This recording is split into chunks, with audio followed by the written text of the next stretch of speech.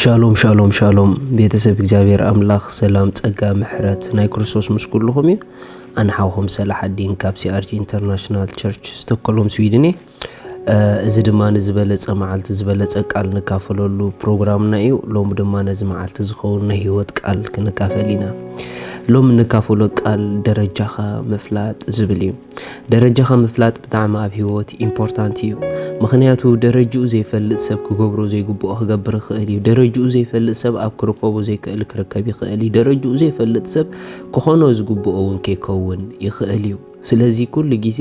ደረጃኻ ምፍላጥ ንብዙሕ ነገር ኢምፖርታንት እዩ እቶም ደረጃኦም ዝፈልጡ ኣበይ ቦታ ይኸስቡ ኣበይ ቦታ ይኽስቡ ኣበይ ቦታ ይቕበሉ ኣበይ ቦታ ይህቡ ኣበይ ቦታ ይሰምዑ ኣበይ ቦታ ይዛረቡ ይፈልጡ እዮም እዚ ኩሉ ካብ ደረጃኻ ምፍላጥ ይድመጽእ ልክዕ ከምቲ ብስጋ ዝተፈላለየ ደረጃታት ዘሎ ህፃናት ዘለው ካብኦም ቁርብተይ ድገቦ ዘለው ካብኦም ዕቢድ በሉ ዘለው መንእሰያት ዘለው ልክዕ ከምኡ ድማ ኣብቲ መንፈሳዊ ዓለም ህፃናት ኣለው ቁርብ ድገቦ ዘለው ዝበሰሉለው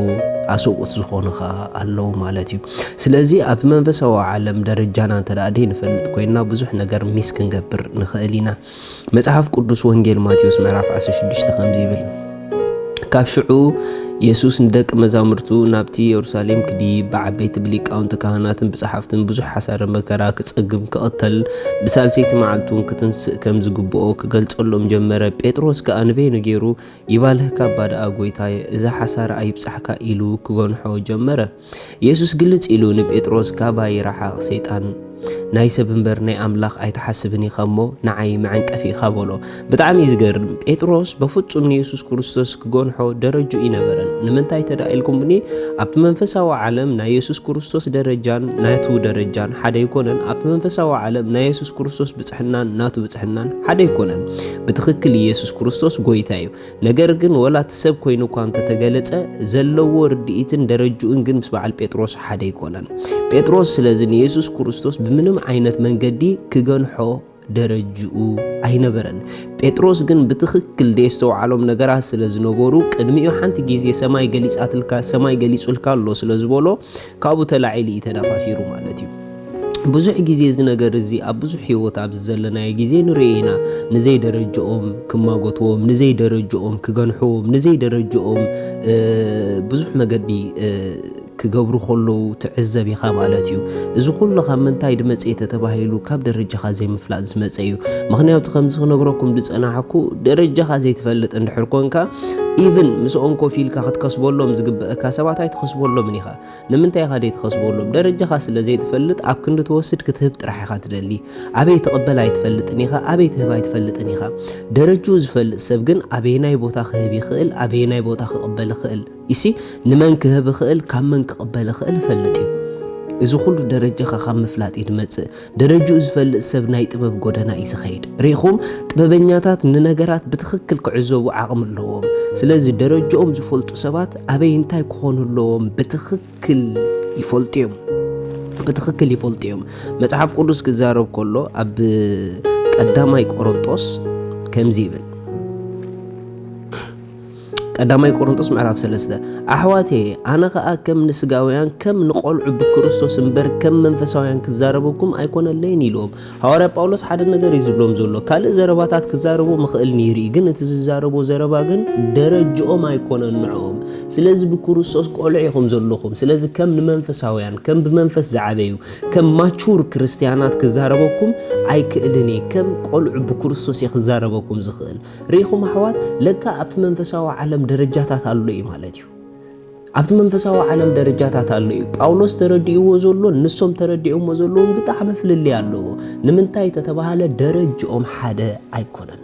ደረጃኦም ሓደ ይኮነን ልክዕ ድማ እዚ ሓሳብ እዚ ክንሓስብ እንድሕር ጀሚርና ዘይ ደረጃና ዝኾኑ ኣሕዋት ከም ዘለዉ ክንፈልጥ ኣለና እንተደኣ ዘይ ደረጃና ኮይኖም ካባና ቀዲሞም ዝሓለፉ እንድሕር ኮይኖም ክንቦም ዘይኮነ ካብኦም ክንቅበል ኢና ክንጎይ ዘለና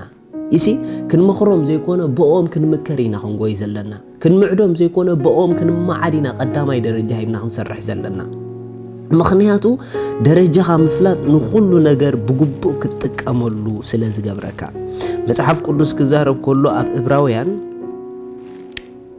ምዕራፍ 7 ጥቕሲ 7 ከምዚ ይብል ብዘይገለ ውልውል ድማ أتي زنقس بتي زعابيو يمرق إيو ريغو إذا حكيفت منفسه عالم أتي زنقس بتي زعابيو انت يخوني لوي يمرق إيلو إيو سلازا أحوات عبزوراكم كل جيزي درجاهم فليتكم كتب مالالسو عبزورانا كل جيزي درجانا فليتنا خدم مالالس مسمن ندافر كم زلنا مسمن نمالالس كم زلنا يسي مسمن نماغوت كم زلنا خنفلت بتعمي إمبورتانتيو بتعمي إمبورتانتيو بفلاي عبز زمن كافتا حدا أزجي زفرحكا تريقو عبلع لبوتاتهم كتسو خلو عبلع لبوتاتهم كالوت كخونو خلو منفساوين دك خطرقو خلخا بتعمي خات سنبت ويدما عبلع لمراحتهم كالوت كخونو خطرقيهم كلخا بتعمي خات سنبت نمنتاي تتبهاله إذا كل ما تيزولو سفرخا خاب زي مفلات درجخا خاب زي مفلات زتلا على مخانيو سلازا أحوات درجخم انت دا أفليتكم بتخكل كام من كتكسبو تخقلو من كخابخم كخسب خقل كتفلتو تخقليخم يسي سلازا أيترسعيخم كتكسبولو زقبقكم سفرا ويسابا اللو كابخم كخسب زقبقو سبكا اللو كتملؤولو زقبقكم سبات اللو كتملؤوهم تخقلو سبات اللو يسي قديمومنا نزحلوف خنملؤ ما ينخلينا قديمومنا نزحلوف مقد خنرئ ما ينخلينا نحنا إنا بقوم من قد نرئي يسي قديمكموم نزحلوفكم برديت بستفعل من قد دما من قد خطرئيوم كتمهروم كتمعدوم كتمخروم تخوليهم قنات نخلو يسي نتوم قديمكموم دي سقونكم أي تخولوني هم كتمرحوهم مخنيات بكل نجار حد يكون لبنا برديت دي برا عيادي بزراربا دي بتمنفساو فقدي بكل نجار مالتي سلازو كل جيزي درجاخا مفلات نرأسخا أبتخكلنيا سفرا خطأتوا يزقبركا درجاخا مفلات أبيكم تزارب كم تفلت يزقبركا درجاخا مفلات أبيك تمكر كم زلكا أخذ فلت يزقبركا سلازم منفساو عالم درجالو درجانا بتخكل نفلتو قدمو منا نزخودو نتحات اللهم يسوع كريستوس نزل عالم قويتاي لومي نقويتانا يسوع كريستوس أبيوتكم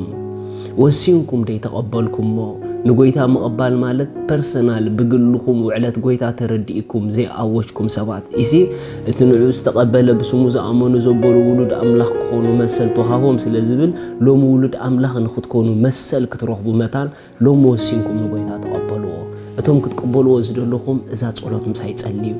اكزابي رابو سلود يسوع كريستوس يمسكنك الله يأمن الله يسوع كريستوس سلا حتياتي كم تسقله عدا حتياتي كم زغفولون كم زفتصمون سلي كم زموتن بسالسيت معالتي كم زتنسأن يأمن الله كابزا ساعات نكريستوس بمؤمني يسوع كريستوس غويتاين أملاخيني بمبالي ولود أملاخ حدش فطرة كوين الله منفس قدوس بشم يسوع بأمنة تقبلك الله آمين إذا أدوسونكم بتعملكم حقوسكم إذا صلوات إذا أخم تصلهم بزف تحت زلوا حبرنا يكون قويتا مقبالكم زد لكم حاجة كأخنا تالو لكم هنا شالوم